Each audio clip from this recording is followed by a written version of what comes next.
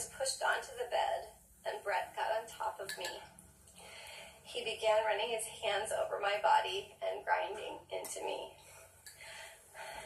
I yelled, hoping that someone downstairs might hear me. Dr. Blasey Ford telling of the teens' trauma so prominent in the news the last week and a half or so here. Some kids and teens have questions about sexual situations and consent, a word a lot maybe didn't know before.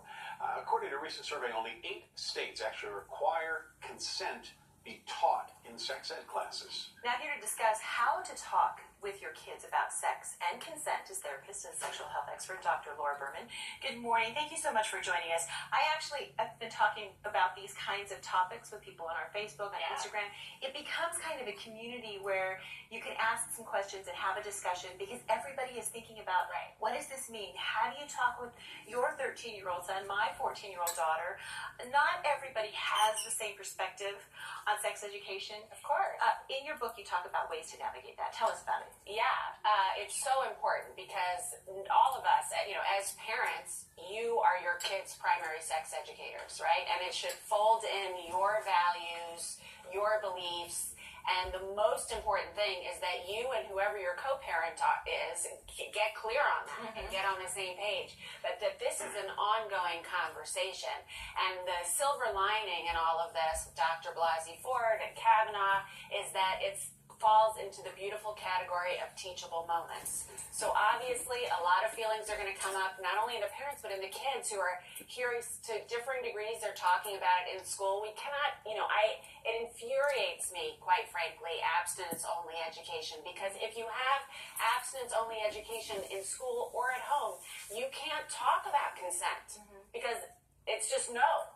Right? So you're not dealing with the reality. And quite frankly, as horrible as Dr. Blasey Ford's situation was, and I do believe her, I don't know, I can't claim it was Kavanaugh or not, I don't know that part, but I do believe from her affect and just from my experience that this really happened to her. Not only does that break my heart, but what really breaks my heart is that she couldn't go home and tell her parents because she wasn't supposed to be at a party with boys with alcohol. That is the conversation you must have with your daughter. That shame. And it's exactly what happened. We were on the couch, the three of us, and we went through the entire scenario. And I talked about what would you have done when you got there and you saw them drunk. What would you have done? Because the situation is not that extreme. It's not unusual. No, it's all universal. in those kinds of situations. I guarantee you 99% of women out there have been in some situation like this. What would you do? Where would the trigger be? What would you do? And most importantly, if, God forbid it were to happen, you have to tell someone. Yes. You have to tell someone. And you make a code with your kids. With my kids, I won't say what it is, but if they call me or text me and say, how such and such, and it could be about the family pet or grandma, I know that means, and then they can say, oh, my mom says I have to go home, But really, I'm like, and I say, I won't ask you questions. We don't even have to talk about it until you want to. And I may not approve of a million things you do, but I'm never going to stop loving you. I'm never going to stop protecting you. I'm never going to stop rising to the occasion when you need me to rise, and that's what in addition to really discussing, I'm the mom of 3 boys, right? So we talk a lot about affirmative consent, that it's not just no means no, but the absence of yes, is still no, right? So you have to hear a yes. You have to ask, is this okay?